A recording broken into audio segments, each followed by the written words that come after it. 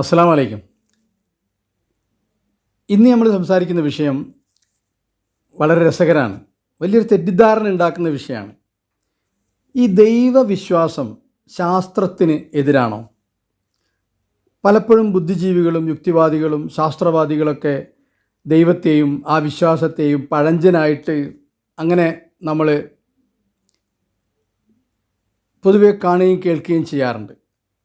നമ്മൾ കഴിഞ്ഞ എപ്പിസോഡിൽ ദൈവത്തെക്കുറിച്ച് പറഞ്ഞല്ലോ.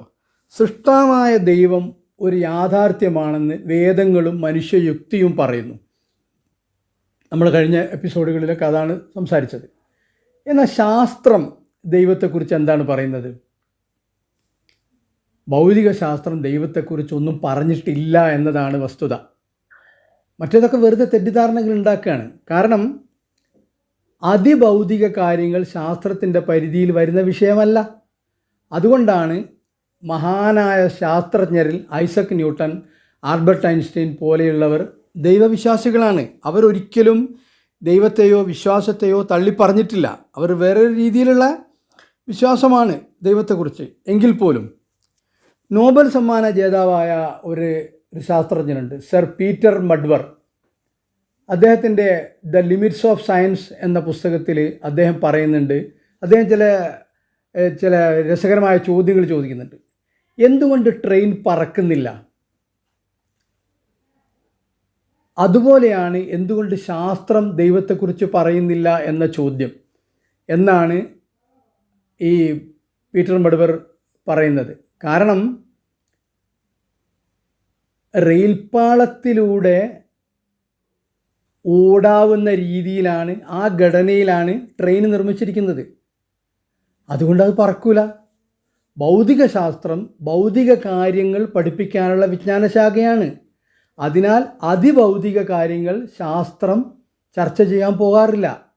ശാസ്ത്രം ഒരു കാര്യത്തെപ്പറ്റി പറയില്ല എന്നതിൻ്റെ അർത്ഥം അത് ഇല്ല എന്നല്ലല്ലോ. അപ്പോൾ ദൈവാസ്തിക്യത്തെ സംബന്ധിച്ചൊന്നും പറയില്ലെങ്കിലും ദൈവാസ്തിത്വത്തിലേക്ക് കൂടുതൽ വെളിച്ചം വീശുന്നതുമായ 20ാം നൂറ്റാണ്ടിലെ ഏറ്റവും വലിയ കണ്ടുപിടുത്തങ്ങളിൽ ഒന്നാണ് കയോസ് തിയറി. കയോസ് എന്ന് പറഞ്ഞാൽ ഈ നമ്മൾ കാണുമ്പോൾ ഈ നാച്ചർ, ഈ പ്രകൃതി ആകെ കുഴഞ്ഞു മറിഞ്ഞ് ക്രമരഹിതമായി ഇരിക്കുന്ന അവസ്ഥയാണ് പ്രത്യക്ഷത്തിൽ നോക്കുമ്പോൾ കാണുക. പക്ഷേ സൂക്ഷ്മ പഠനത്തിൽ മനസ്സിലാവും ഇതിൻ്റെ ഉള്ളിൽ കൃത്യമായൊരു പ്ലാനിങ്ങും ഭാവനയും കണക്കും കാര്യവും ഒക്കെ ഉണ്ട് എന്നുള്ളത്. അപ്പോൾ അത് വലിയൊരു വിഷയമാണ്. കൂടുതൽ സംസാരിക്കാൻ നമുക്കിവിടെ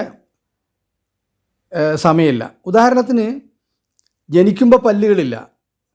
പിന്നെ മുളച്ചു വരുന്ന പല്ലുകൾ മനുഷ്യന്മാർക്ക് ഒരു നിശ്ചിത അളവിൽ വളർന്നാൽ പിന്നെ വളരുന്നില്ല.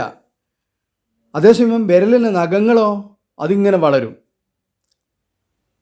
അമീബ പെറ്റുപെരുകുന്നത് പോലെ ആന പെറ്റുപെരുകുന്നില്ല. മത്തി പെറ്റുപെരുകുന്നത് പോലെ തിമിംഗലം പെരുകുന്നില്ല. ഇതിൻ്റെയൊക്കെ പിന്നിൽ സൃഷ്ടാവായ ദൈവത്തിൻ്റെ ഒരു കൃത്യമായ ഒരു ആസൂത്രണം, ഒരു കുടുംബാസൂത്രണമുണ്ട്. അതിനൊരു സന്തുലിതത്വം, ഒരു സൈക്ലിക് മെത്തേഡ് ഉണ്ട്. അതായത് ഈ കൊതുകിൻ്റെ ചിറക് മുതൽ ജീവജാലങ്ങളുടെ പ്രജനന പ്രക്രിയയിലടക്കം പ്രപഞ്ച സംവിധാനം കംപ്ലീറ്റ് സന്തുലിതപ്പെടുത്തുന്ന ഒരു സിസ്റ്റം ഇവിടെയുണ്ട്.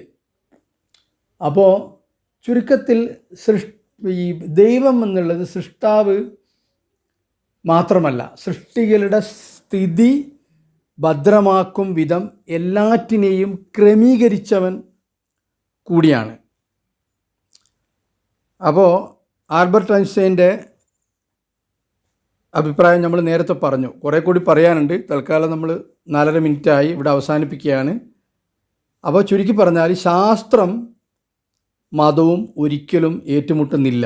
ശാസ്ത്രീയമായി കൂടുതൽ കണ്ടുപിടുത്തങ്ങളും പഠനങ്ങളും ചർച്ചകളും ദൈവത്തിൻ്റെ നിലനിൽപ്പിലേക്കാണ് വിരൽ ചൂണ്ടുന്നത്. തൽക്കാലം ഇവിടെ അവസാനിപ്പിക്കുന്നു. മറ്റൊരു വിഷയവുമായി പിന്നൊരിക്കൽ. ആഖിർ ദഅവാന അനിൽ ഹംദുലില്ലാഹി റബ്ബിൽ ആലമീൻ. അസ്സലാമു അലൈക്കും.